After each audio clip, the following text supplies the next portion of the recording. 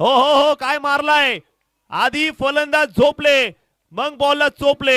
Ball सीमारेषा पार, कडक फटका आलाय.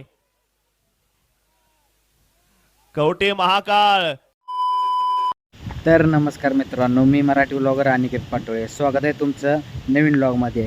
तर मागच्या व्लॉगमध्ये तुम्ही बघितलं आजचीला की नुसतं मॅच खेळायला जायचं आणि थोडक्यात लास्टला हरून यायचं असंच चालू आहे. पण ह्यावेळी तर काय प्रॅक्टिसमध्ये सगळीच आहेत, सगळ्यांनी मन लावून प्रॅक्टिस केले आणि नामदेव थोरात आला आहे आता न्यायला आपल्याला. कारण एकत्र जाणार आहे दोघं गाडीवरनं. एस के आहे, पण जरा फायनान्शियल जरा काहीतरी प्रॉब्लेम असल्यामुळं गाडी घेणार नाही. पल्सर घेऊन यायला लागला आहे गाडी तापवत, आणि आम्ही दोघं चाललो आहे स्प्लेंडर तापवत.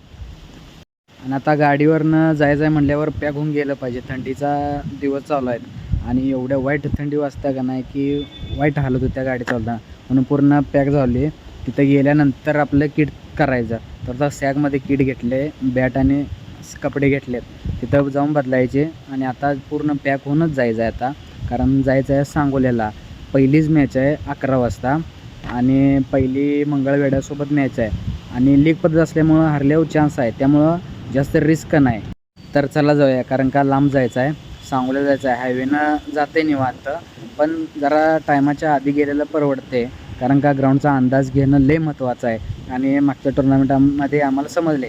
त्यामुळं सगळ्यांनी कानाला खडा चांगलाच लावला आहे. स्पॉन्सर तुटत जाते म्हणून सगळे आता सिरियस झालेत.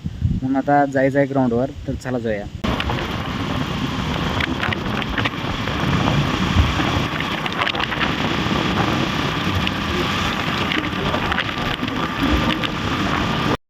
तर आता आलो ग्राउंडवर आणि ग्राउंडवर यायला वेळ झाला आहे. मॅच चालू झाली, त्यामुळं व्हिडिओ काय करायला मिळाला नाही. आणि टॉस हारून पहिला बॅटिंग आमची झाली आणि 5 ओव्हरला स्कोर झाला आमचा 53-54 करायचा होता.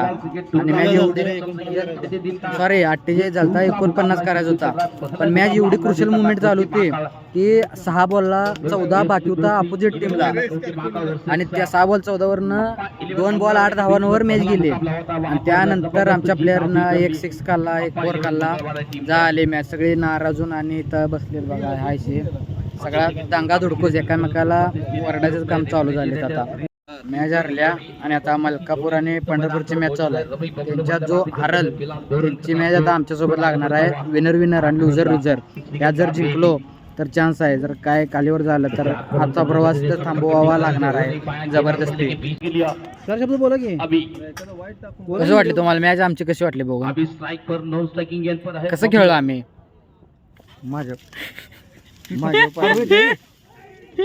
तर ही ग्राउंड आहे, पूर्ण बॅरिगेट केले चारी बाजूनी गोल. मध्ये एकच डांब आहे. क्रीडा संकुल असल्यामुळे ग्राउंडच्या मध्ये आहे. आणि मॅच असली डेंजर झाल्या. मलकापूर आणि पंढरपूर मॅच चालू होती. पंढरपूरनं 5 ओव्हरला फक्त 28 धावा केल्या, त्या 29 धावा करायच्या होत्या मलकापूरला. आम्हाला वाटत होतं की पंढरपूर हारते, मलकापूर 1 साईड जिंकते. पण आता मॅचची सिच्युएशन अशी झाल्या की पंढरपूर एवढं चांगली बॉलिंग करले, मलकापूरला जिंकण्यासाठी 12 बॉल 23 धावांची आवश्यकता आहे. अजिबात मारून देणं झाले, पूर्ण कटिंग बॉलिंग करायला लागले ते. मॅच झाली आत्ताच. पंढरपूरनं मलकापूरला 28 धावा काढून दिल्या नाही. त्या 5 ओव्हरला 30 बॉलला 28 चेस करताना फक्त 14 धावा दिलेत आणि 14 धावांनी मॅच जिंकलेत. एवढा दंगा करायला ते की बस शेवट. कारण आम्हाला बी वाटलं की पहिल्या 28 म्हणजे काय, पहिल्या ओव्हरला एक 15-16 आणि दुसऱ्या ओव्हरला एक 15-16 झालं, मॅच संपते. पण असली मॅच झाली डेंजर की त्याने अजिबात हलून दिलं नाही. तर आता आमची आणि मलकापूरची मॅच लागणार आहे. तर आता आपण SKची मुलाखत घ्यायची आहे. मॅच थोडक्यात हरले, तर त्यांना विचारा की कसं वाटतं SK, तुम्हाला काय वाटायला लागले मॅच आपण हरली?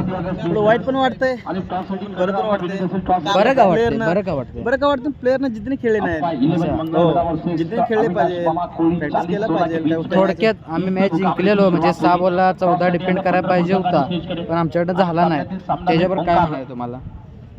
चांगलं खेळायला पाहिलं, हातात मॅच होती आपली, म्हणजे बॉलिंग चांगलं टाकायला पाहिलं, जिंकला असतो.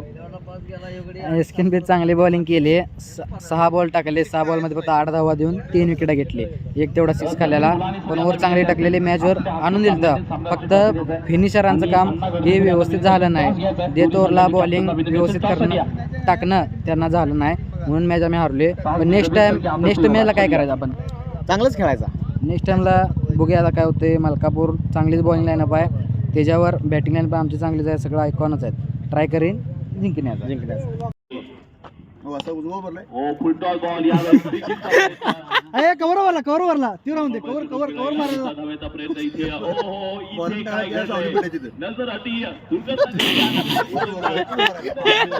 तर आता मॅच आहे मलकापूरवर आणि टॉस हरून आणि टॉस हारलाय आणि बॅटिंग पहिला आलाय.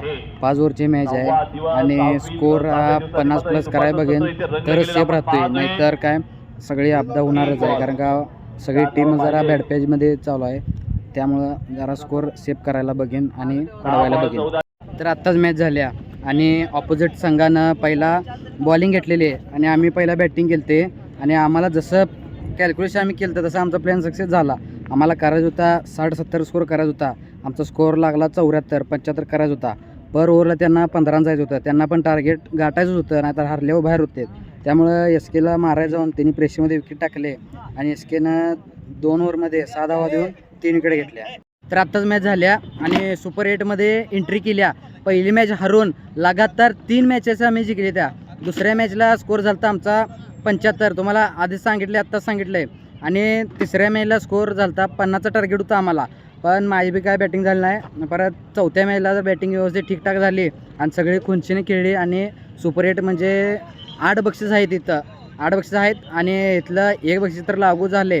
आपण आता 1 क्वार्टर फायनल आहे, ती जर जिंकली तर डायरेक्ट सेमीफायनलमध्ये एंट्री करतोय. आणि एवढं खुशी की बाबा एवढं लांब आलेलं आणि अख्खा दिवस घालवलेला काय तर चीज झाले.